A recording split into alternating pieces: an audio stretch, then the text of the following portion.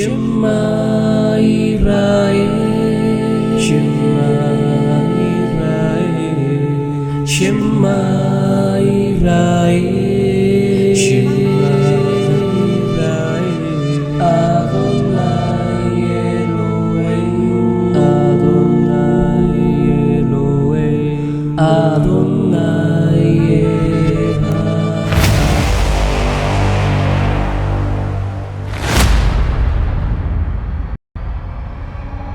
Bienvenidos a Orígenes de nuestra alma, donde la historia y la arqueología se encuentran para resolver paradigmas, sean milenarios, históricos, culturales.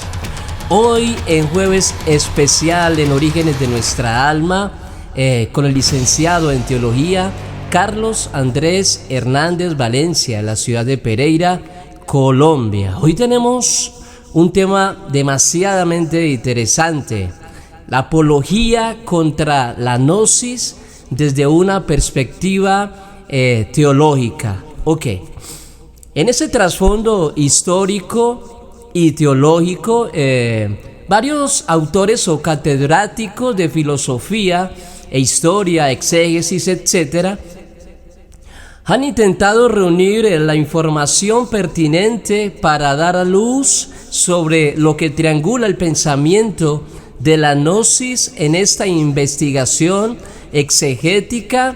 Se unen algunos de estos, como Antonio Piñero, destacado filólogo e historiador conocido por su rigor académico. Este define la gnosis como un conocimiento revelado y salvífico del oculto, centrado en liberar el espíritu humano, ¿sí?, de la materia degradada, exonerando a un Dios superior del mal presente en el mundo, considerando obra de un creador inferior o demiurgo. Este Dios inferior, creado y no creador, ¿sí?, dejamos en claro, creó la materia y es inferior, distinto al Dios verdadero, según esta cosmovisión gnóstica.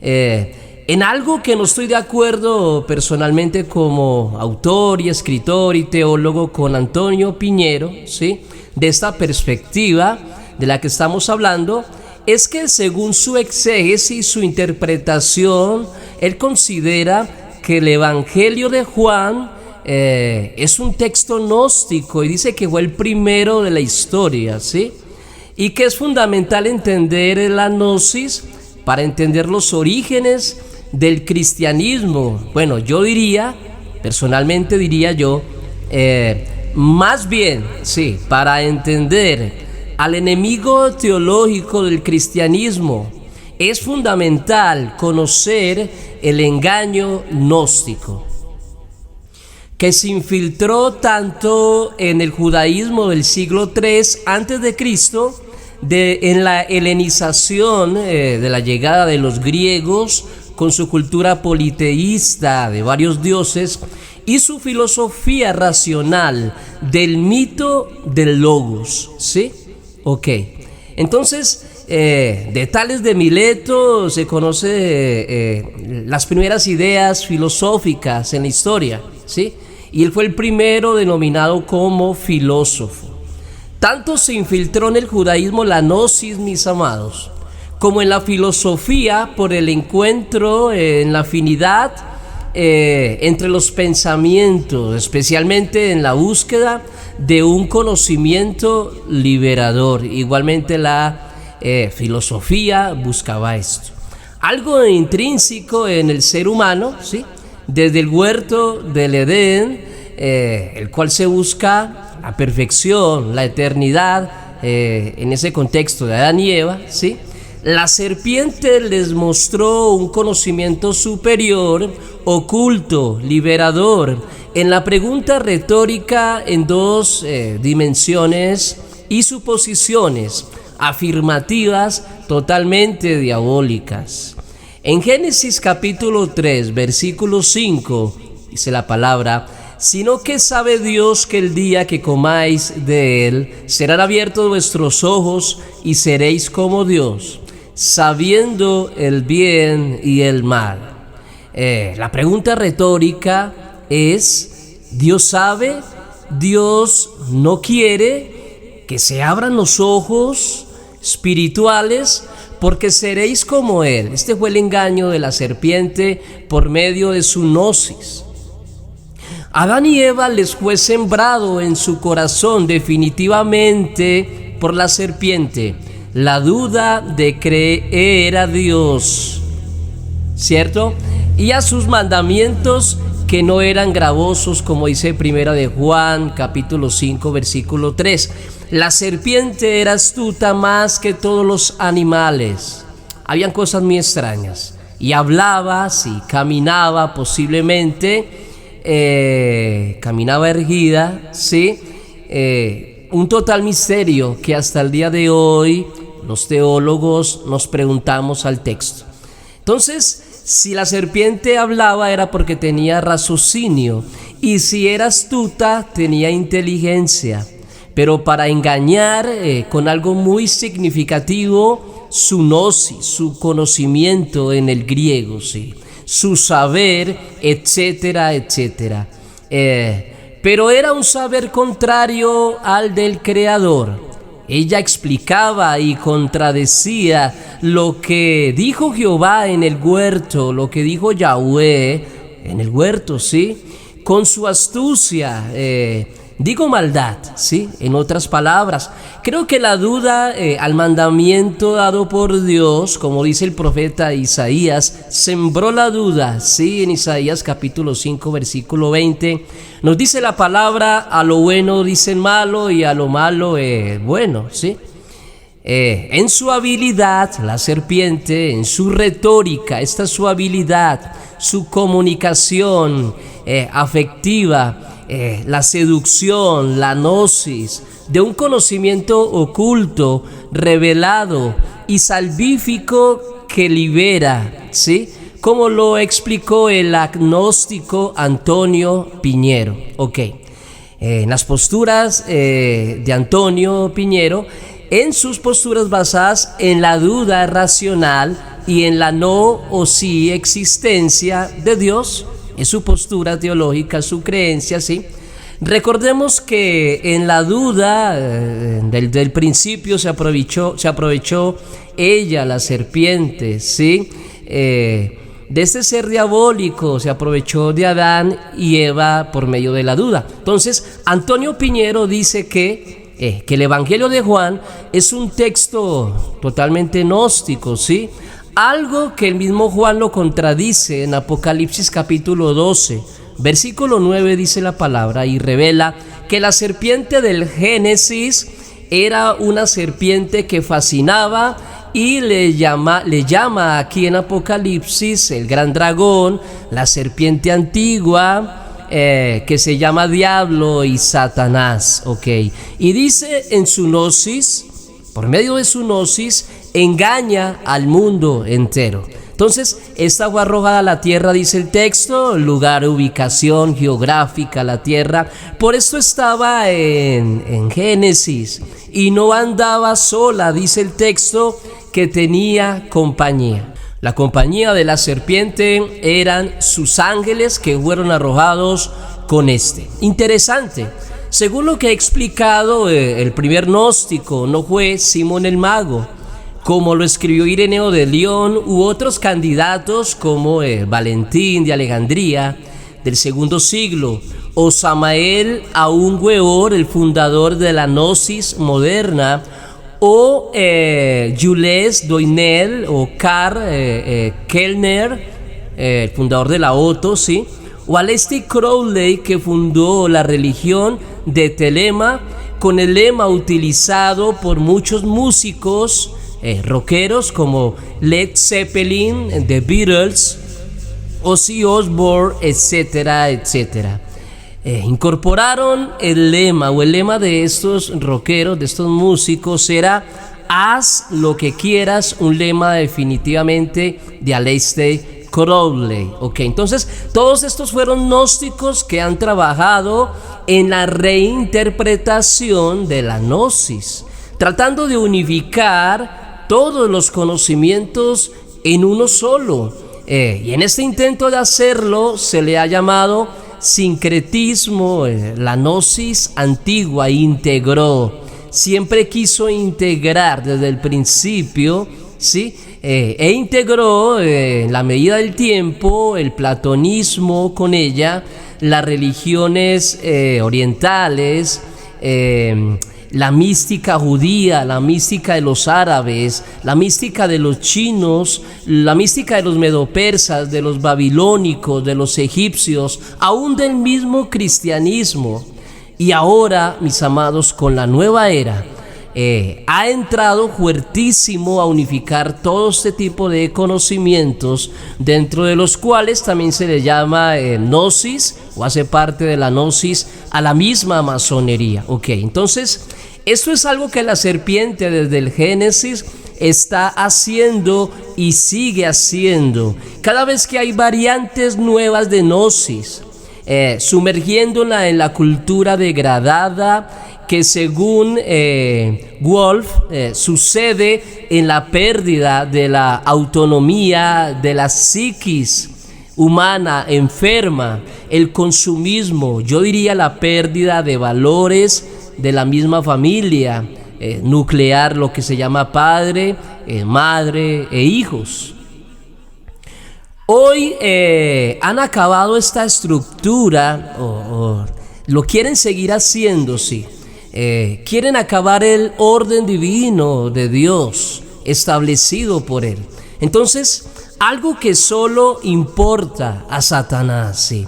Desde el Génesis, él viene ejecutando este plan, y sus ángeles, sus ministros de mentira, que hoy gobiernan abiertamente esta sociedad enferma, lo dicen abiertamente en los medios de comunicación, lo dicen en sus libros de ocultismo, etcétera, etcétera.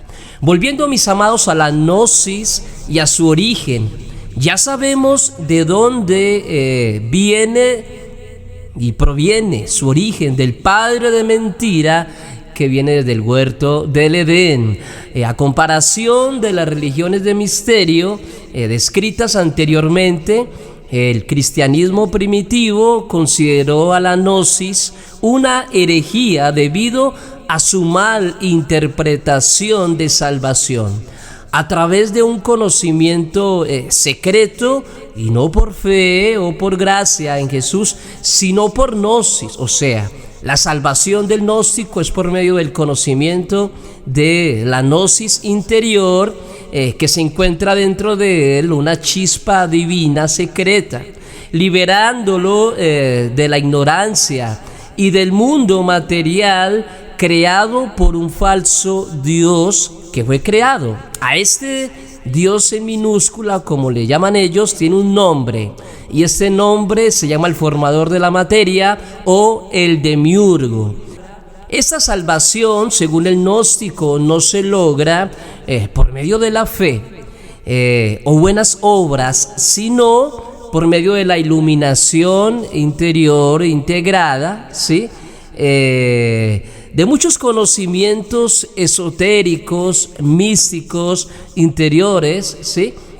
Entonces, mis amados, por medio de estos conocimientos, y esos conocimientos son dados por unos medios, los cuales son llamadas las escuelas gnósticas, ¿sí? Y hay una infinidad de oficinas que ya vamos a comenzar a hablar de alguna de ellas. Algunas de estos conocimientos o de estas oficinas se puede llamar la gnosis cristiana, que inició aquí en Colombia, de Samael Aún Weor, sí. Como lo dije anteriormente, están los masones, están los Rosacruces, la Orden del Temple, está la Otto, todo lo que son organizaciones secretas, sí. Entonces, por medio de estas se muestran ese tipo de conocimientos de iniciación, y allí es donde inicia el discípulo a elevarse en este tipo de conocimientos esotéricos, ¿ok? Y muchos de estos tienen grados de conocimiento, como la Gnosis, que tiene 13 grados, la que creó Samael Aun Weor, y terminan en un proceso de 13 grados, y la masonería se cree que termina en el grado 33. Pero hay unos grados ocultos, los cuales no voy a hablar en este momento. Ok, entonces, hablemos del demiurgo. Platón, aunque no es considerado gnóstico, fue el primero en introducir este concepto en su diálogo con Timeo, ¿sí? Para él era un artesano benevolente que ordenaba el cosmos, el demiurgo. Para el padre de todas las herejías, llamado así en la ortodoxia, Simón el Mago, fue uno de los primeros en proponer la separación entre el Dios Supremo y los poderes inferiores que crearon el mundo. Vamos a hablar también qué dijo Marción de Sinope en el siglo II. Fue uno de los primeros en formalizar que el Dios del Antiguo Testamento, esta fue su creencia, sí, poco más reformada, más directa. Él decía que el Dios del Antiguo Testamento era un Dios inferior, creado y justiciero. Y este lo separó del Dios del Nuevo Testamento, del Dios de Jesús, diciendo que el Dios de Jesús era solamente amor y era el Dios superior, el Dios de los dioses. Con Valentín se desarrolló la cosmogonía gnóstica. Él la completó, ¿sí? En la caída de Sofía, la sabiduría, ¿sí? Que se convirtió en el creador de la materia luego de este aborto, ¿sí? Ignorante de la existencia del verdadero reino espiritual, a la cual se le llama el pleroma. Okay. Los manuscritos de Nag Hammadi, encontrados en Egipto en el año 1945, son 13 códices que dan luz sobre esta literatura gnóstica que sobrevivió desde el siglo II. Sus autores son anónimos, pertenecientes a diversas sectas gnósticas como los valentinianos o los setianos. En estos textos de Nag Hammadi, el demiurgo tiene un nombre propio y el nombre es Yaldabaoth, sí. El hijo del caos, o también Samael, el dios ciego. Y este nace de un error o emanación no deseada de Sofía, la sabiduría. Ok, entonces, ¿quién intentó crear sin su pareja espiritual? Identificado como Cristo, o en otras tradiciones, Teleté, ¿sí? La perfección o el Espíritu Santo, o el Santo Espíritu, o como ellos le llaman, el bárbelo. El texto gnóstico por excelencia de Nag Hammadi es el apócrifo de Juan. Y también dice de que Sofía actúa sola en su caída por querer crear a sí mismo, produce el demiurgo, ¿cierto? Sin su par masculino, lo que genera el desorden material, ¿sí? Y se cree que este es el motivo por el cual el mundo material está contaminado, porque este demiurgo fue el que creó la materia, ¿sí? Ya vimos el nombre anteriormente, que es Yaldabaoth. Y ahora vamos a ver que Yaldabaoth crea a otros demiurgos menores, ¿cierto? Entonces, continuando con la cosmovisión gnóstica, Yaldabaoth creó a sí mismo 7 poderes, o 7 arcontes, o 7 autoridades celestiales que gobiernan los 7 cielos, y sus nombres son Ataoth, que está asociado con la bondad. El segundo es Elohaios, que es el señorío. El tercero, Astapadios, que es la divinidad. El cuarto, el Yao, también está relacionado con el señorío. El quinto es el Sabaoth, reino. El sexto, Adonín, con el celo. Y el último es Sabatadios, que es la sabiduría. Aparte de los 7 arcontes que gobiernan el cielo, Yaldabaoth creó 12 arcontes más para gobernar las diferentes regiones del abismo y el mundo material. En la creación del ser humano, dice la Gnosis, según la Gnosis, los 7 arcontes, ¿sí?, delegaron a 365 artesanos, ángeles o demonios de la creación, y les dio autoridad para crear cada órgano del ser humano. Aquí vienen los 365 días del año solar, que simbolizan el cuerpo humano en una prisión que replica el tiempo, el zodiaco, los planetas, etcétera, etcétera. Entonces, para los gnósticos era esencial conocer estos nombres de estos 365 arcontes y o gobernantes del cuerpo, ya que en la recitación de estos en la muerte eran liberados de los arcontes. Los nicolaitas mencionados en el libro de Apocalipsis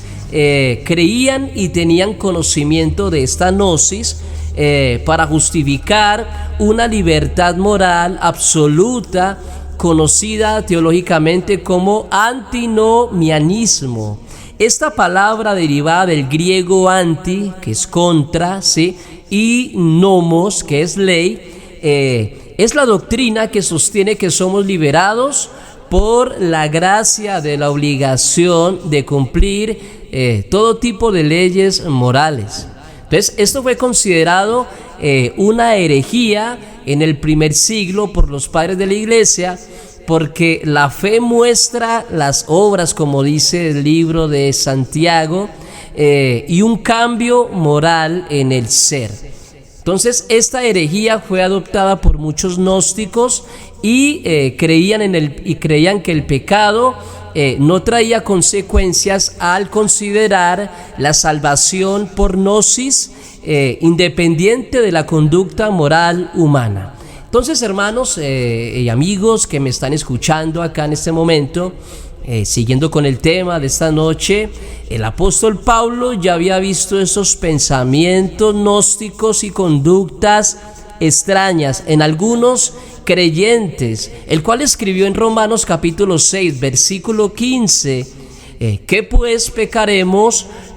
Porque no estamos bajo la ley, sino bajo la gracia, dice Pablo, definitivamente de ninguna manera. Paulo también en Atenas disputó con los epicúreos y estoicos, aunque para los estoicos la teología del antinomianismo era algo totalmente ilógico, ¿sí?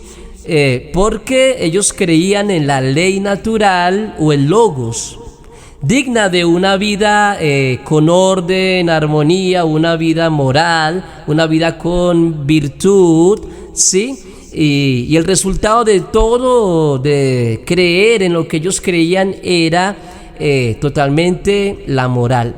Pero en cambio los epicúreos, ¿sí?, creían en el cálculo del placer, todo calculado. Se podía dar el placer, pero con cálculo. El romper las normas relacionadas con el antinomianismo era tontería para ellos, ¿sí? No porque las leyes divinas ellos las quisieran seguir, sino por contratos sociales que habitaban entre ellos y la sociedad, ¿sí? Y ellos evitaban este tipo de conductas. Continuemos. La gnosis tomó de los estoicos el lenguaje del espíritu, la chispa divina y la lucha interna de las pasiones. Y de los epicúreos, los gnósticos sacaron la idea de un Dios supremo que no tiene que ver con un mundo desastroso. Ok. Terminamos con la figura entonces de Jezabel de Tiatira, considerada protonóstica, probablemente de los nicolaitas, sí. Al tener un conocimiento de las profundidades de Satanás, para un gnóstico llamado Gnosis, ¿sí?, ella predicaba la libertad, predicaba que se podía comer todo lo sacrificado a los ídolos, y también excitaba a los hermanos de esta comunidad a la inmoralidad sexual. Todo esto coincide con la idea gnóstica que el cuerpo es irrelevante al ser una prisión. Lo que pase con este no mancha al espíritu iluminado. Hoy nos hemos profundizado en la creencia gnóstica, vimos su origen desde el Génesis, ¿sí? Que hicimos apología en contra de la idea que el Evangelio de Juan fue un texto gnóstico. Conocimos algunos gnósticos primitivos como Valentino, ¿sí? Que afirmaba ser discípulo de Teudas, y este discípulo de Paulo, quien le transmitió una sabiduría secreta, gnosis, ¿sí? En la cual Paulo no muestra en las 13 cartas, y esto nunca se pudo comprobar. Ireneo de León también, en su escrito contra las herejías, habla de este suceso y le llama totalmente un hereje a Valentino, y que era una gran mentira la idea de que su gnosis venía del apóstol Pablo. Okay. Entonces Valentino se separó de la iglesia romana, de la iglesia cristiana romana, tanto que comenzó en el cristianismo y comenzó a enseñar después un sistema al cual se le llamó valentiniano. Su mito, el más poético de todos, es el pleroma, sí, la caída de Sofía. Estas ideas vienen también en sus escritos. Y los 3 tipos de humanos, se puede ser el material, el humano espiritual y el humano que tiene alma pero sin luz. Okay. Entonces a este se le atribuye, ¿a quién? A Valentino, el Evangelio de la verdad, ¿sí? Se le atribuye también otros escritos gnósticos que fueron encontrados en la biblioteca de Nag Hammadi, ¿sí? Y los valentinianos no querían separarse de la iglesia al principio, de la iglesia ortodoxa, sino interpretar los textos bíblicos esotéricamente, y ellos se consideraban de la élite espiritual, ¿sí? Entonces, dentro de los cristianos, Valentino fue excomulgado, ¿sí? En el año 150 después de Cristo, en Roma, y se instaló en Chipre hasta su muerte. Ireneo de León, descendiente directo de los apóstoles, ya que él era discípulo de Policarpo, como lo dije anteriormente, habló de Valentino, ¿sí? Como toda una invención de que su conocimiento venía de un maestro, ¿cierto?, de Teudas, y que este directamente era discípulo del apóstol Pablo. No, Ireneo de León, que sí venía de fuente apostólica, denegó totalmente esta historia, que no fue cierta. Entonces, el canon definitivo del 150 después de Cristo se cerró por todas estas ideas gnósticas que corrían en este entonces. Uno de ellos muy famoso fue Marción, que corrió a hacer su propio canon, pero un canon muy gnóstico. Entonces, mis amados, la herejía, los herejes, los gnósticos, desde el año 50 del primer siglo en adelante, que comenzaron a introducirse en la iglesia, quisieron acabar la ortodoxia, pero los padres de la iglesia se opusieron a este tipo de ideas. Entonces les tocó hacer apología en contra de los gnósticos. Entonces vamos a ver una nota. En Qumran, los manuscritos del Mar Muerto, ¿sí? No se hallaron textos gnósticos. Esto es algo para que ustedes, mis oyentes, los oyentes, tengamos en cuenta, ¿sí? Como si se hallaron en la biblioteca de Nag Hammadi, encontrada en Egipto en el año 1945. El texto apócrifo, la Pistisofía, fue encontrado en el Códice Askew en el año 1773, y después esta Pistisofía fue rescatada, ¿sí? Con la idea de que María Magdalena era un discípulo muy especial para Jesús, el más especial de los 12 según la Pistisofía, ¿sí? Entonces Jesús según ellos, según el texto, la defiende ante sus discípulos diciendo que poseía ella una gnosis superior y que ella entendía cosas que los discípulos no entendían. Ok, entonces la unión de Jesús y María Magdalena, según este texto, no era una unión sexual, sino una unión ascética, sí, en el Logos y en ella Sofía. Entonces esta fusión era más bien de intelectos, de luces, ¿sí? Y no de cuerpos, como lo dijo hace poco un presidente de la República de Colombia. Entonces saco esta idea posiblemente del Código de Da Vinci, ¿sí? De este libro, también luego una película que fue muy famosa, posiblemente de ahí sale esta idea, ¿cierto? Y el escritor de esta obra, Dan Brown, también posiblemente del priorato de Sion, ¿cierto? Dice que él sacó este conocimiento, ¿sí? Y del texto gnóstico, el Evangelio de Felipe, de Nag Hammadi.